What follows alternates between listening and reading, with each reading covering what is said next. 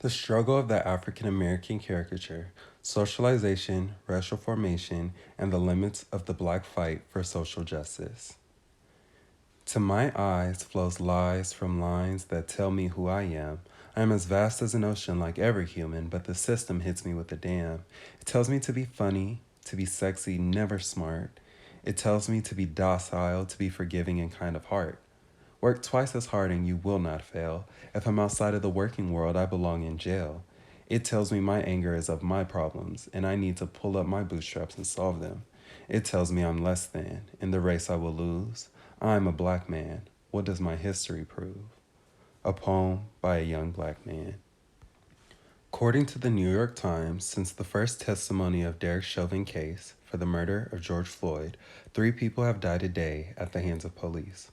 Most recently, the murder of George Floyd, which occurred on May 25th of 2020, sparked a national outrage, protests, and discussions on police brutality and the presence of racism.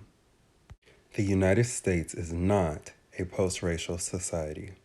George Floyd has unfortunately joined the roster of names of the people unjustly murdered by the police.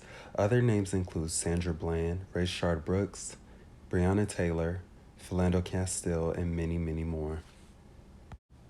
A major issue is that this country has fully socialized black people as the other while defining whites as the norm. Through various stereotypes and historic inaccuracies, we have come to define and treat African Americans as second-class citizens, and sometimes we seem to value the life of an animal above the life of the black man.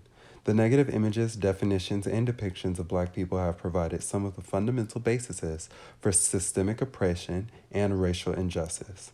The oppressor has shifted the burden of proof to the oppressed and communicated that the deficiencies of black people justify their position, inability to progress, and even provide reason to justifiably take a black life.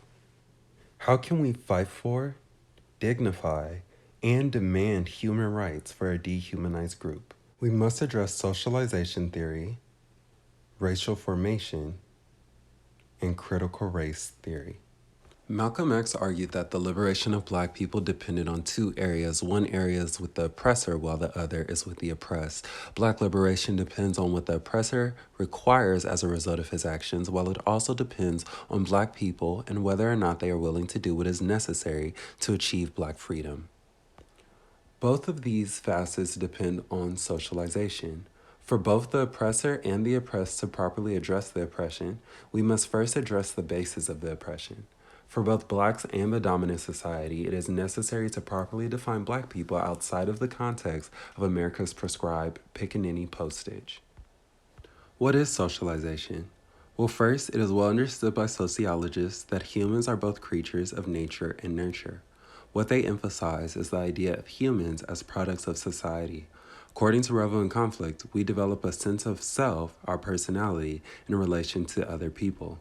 So again, what is socialization? Socialization is defined as the lifelong process from infancy to death, where at each stage of the life cycle, individuals are continually socialized into different institutions and expected behaviors. Implications of socialization on both the oppressor and the oppressed.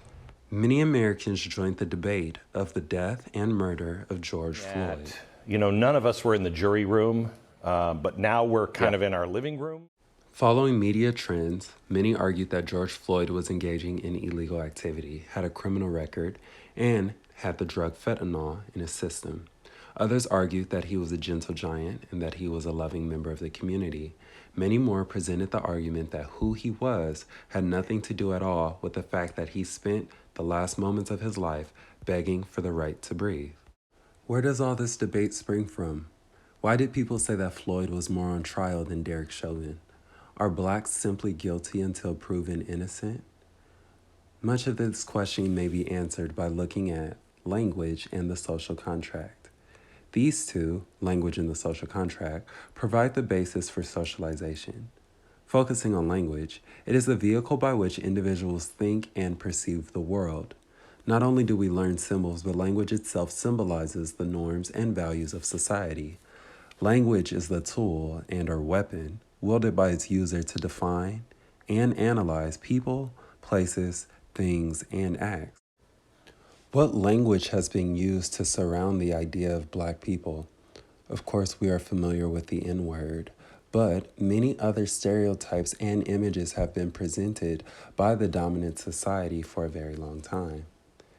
These stereotypes included exaggerated, distorted images of black people who were often portrayed by white people in blackface.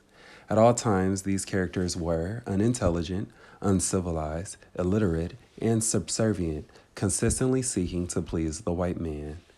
Titles of these stereotypes were produced as Coons, Mammies, Tragic Mulatto, Jezebel, Buck, and Uncle Tom. In spite of social advances, today there still exists the practice of media presenting negative stereotypes of blacks predicated on their false racial inferiority. Charles H. Cooley offers a theory on how the image of self is formed. It is called the looking glass self. We are not who we think we are, nor are we what people think we are, but instead, our self-conception is derived from the perception of how others view us. Therefore, the implications of this racial formation have effects on both blacks and white people. In a study detailed in the Journal of Black Studies using what was called the Black Media Messages Questionnaire, it was concluded that few variables were present for positive stereotypes, whereas the endorsement of negative stereotypes were cast among age and gender. Additionally, expected relationships existed between BMMQ, racial socialization, racial identity, black history knowledge, body image, and self-esteem. Here, language and racial formation go hand in hand. Racial formation is defined by Omi and Winan as the process by which society is continually creating and transforming racial categories. They propose that three major trends reveal the presence of old and new forms of racial inequality, and all three are present in today's national debate.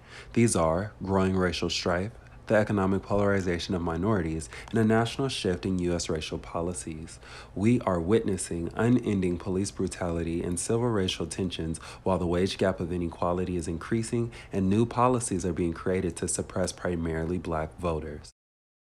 In order to combat the negative racial formation of black people, they must be granted the right to define and determine themselves. According to Dr. Malana Karenga, civil rights activist and the inventor of Kwanzaa, black people are in need of dignity-affirming language and history. This country needs to alter K-12 education to be more reflective of who black people have been in history to this country and who this country has been to black people in honesty.